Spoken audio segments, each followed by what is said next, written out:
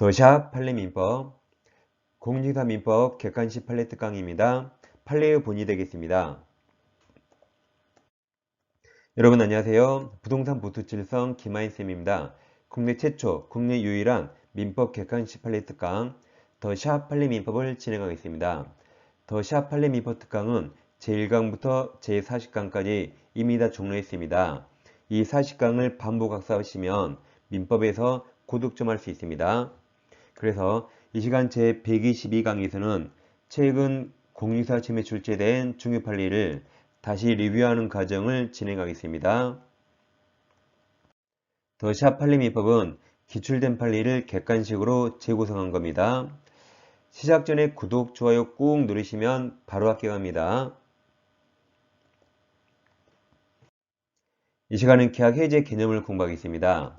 자, 계약을 해지하려면 해제권이 있어야겠죠. 일방적 해제와 이 형성권이죠. 단독행위고 합의 해제, 해제 계약이 있습니다. 그럼 일방적 해제가 두 가지가 있죠. 약정 해제와 법정 해제가 있습니다. 약정 해제는 해제 사유를 약속으로 정해둔 것이고 법정 해제는 해제 사유를 법으로 정해뒀습니다. 채무불이행으로 정해 있죠. 이 채무불이행은 이행 지체와 이행 불능 두 가지가 있습니다. 한편 약정 해제는 해제 사유를 약속으로 정해둔 거라 그 약정 사유가 발생하면 일방적으로 해지할 수 있습니다. 예를 들어 가백의 토지가 있는데 우리 토지를 매매하면서 다음과 같이 약정했습니다. 나중에 이 토지에 건축 허가가 나지 않으면 계약 해지한다고 약정해뒀어요.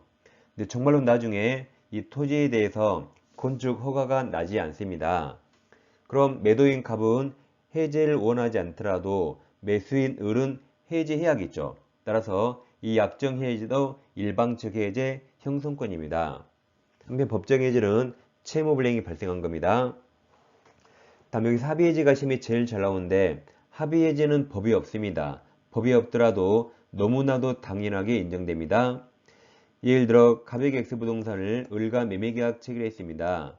근데 나중에 둘 다 후회했어요. 그래서 갑이 먼저 전화해서 우리 그때한 매매계약 없앨까요? 해지할까요? 라고 청약합니다. 을이 NO 하면 못 없애는데 을도 OK 승낙했어요. 그럼 법이 없더라도 자기들이 한 매매계약 합의로 없앨 수 있죠. 이게 합의 해지 또는 해지 계약입니다. 여기는 뭐든지 합의나 특약에 따릅니다. 따라서 합의 해지할 때 이자라든가 손해배상 특약 없다면 나중에 딴소리 못합니다. 합의 해지할 때 이자 특약 안 했잖아요. 나중에 이자 가산할 의무가 없고 청구 못합니다. 다음 합의 해지할 때 손해배상 특약 없다면 나중에 손해배상 의무나 청구할 수 없습니다. 여기는 뭐든지 합의로 정합니다. 예를 들어 합의 이혼 생각하세요. 감남과 을려가 처음에 둘이 좋아 혼인했거든요. 네, 합의 이혼합니다. 그럼 합의 이혼할 때 특약을 잘해야 돼요. 뭐 준돈 줄 때 이자 돌려줘. 손해배상 위자료 특약해야 돼요. 합의 이혼할 때 여자가 더러워서 위자료 안 받은대요. 위자료 특약 안 했죠? 나중에 딴소리 못합니다. 나중에 위자료 달라 그러면 미친년 그래요. 이때 특약을 잘해야 돼요. 뭐든지 이자, 손해배상은 특약에 따른다. 제가 이렇게 요감에서 오바했는데 틀리면 절대 안 됩니다. 이처럼 합의 해제는 뭐든지 합의 특약에 따르거든요. 따라서 법정 해제 규정이 합의 해제 쪽에 적용되지 않습니다. 여기 뭐든지 합의에 따른다.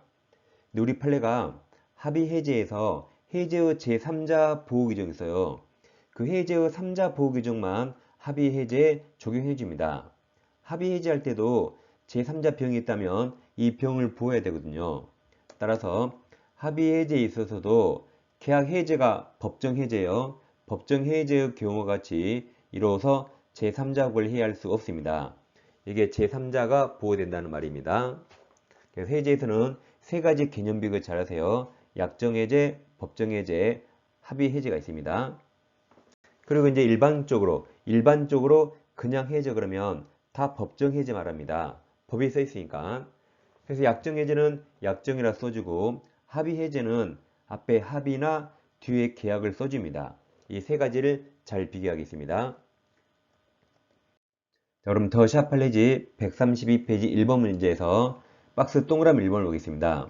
합의 해지한 경우 특별한 사정 약정이 없는 한 반환을 금전에 그 받은 날로부터 이자, 가산할 의무가 없다. 맞았습니다. 아래 동그라미 5번에 박스가 있죠. 계약의 합의 해지에 있어서도 민법 548조 계약 해지가 법정 해제요. 법정 해제의 경우와 같이 이로써 제3자 권리를 해할 수 없다. 이게 3자가 보호된단 말이죠. 5번도 맞는 지문입니다. 둘 다 맞았네요.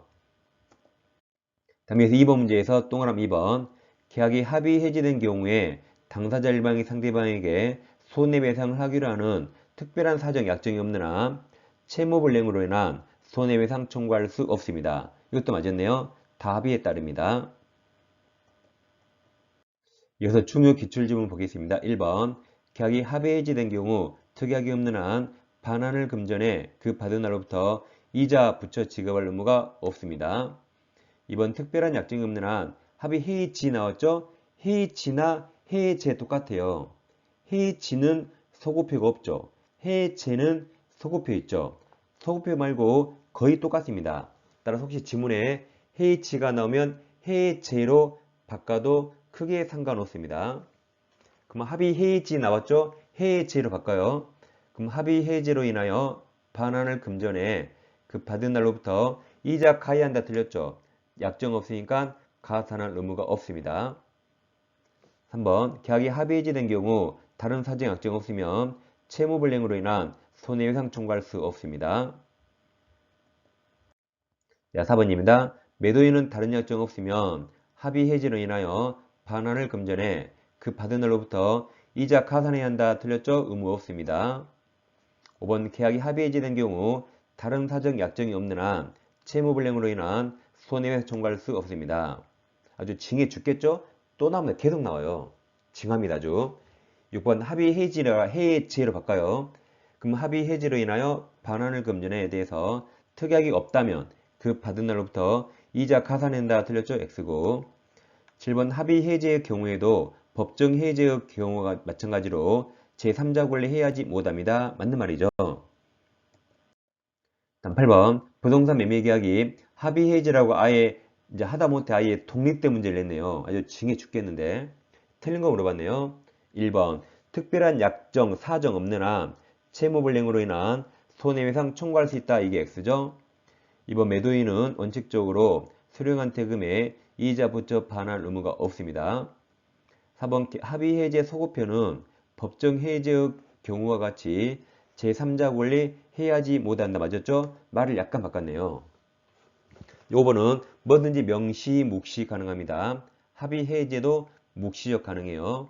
5번 매도인이 잔금직의 경과 후 해제를 주장하면서 수령한 대금을 공탁했네요.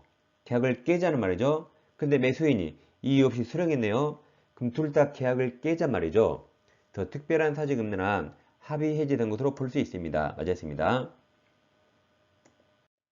다음 30이 또 나왔어요. 출제원 날도 미쳤어요. 왜 이것만 낼까요? 미쳤습니다. 합의 해제 설명 틀린 겁니까? 1번 부동산 매매 계약이 합의 해제된 경우 다른 약정 없는 한 매도인은 수령한 대금에 이자 부처 반환할 필요가 없습니다. 3번 합의 해제 소급표는 법정 해제의 경우와 같이 제3자 권리 해야지 못합니다. 4번 계약이 합의 해제된 경우 다른 사정 없는 한 합의 해제 시 채무불이행으로 인한 손해배상 청구할 수 있다. 틀렸죠? X입니다. 5번 매도인이 잔금 기일 경과 후 해제를 주장하면서 수령한 대금을 공탁했죠. 그럼 매수인이 이유 없이 수령했죠. 둘 다 계약 깨자 말이죠. 특별한 사정이 없는 한 합의 해제된 것으로 볼 수 있습니다. 맞았습니다. 이런 미치 문제가 올해도 나오기를 기대해 봅니다. 자, 다음 시간에 다시 찾아뵙겠습니다. 감사합니다.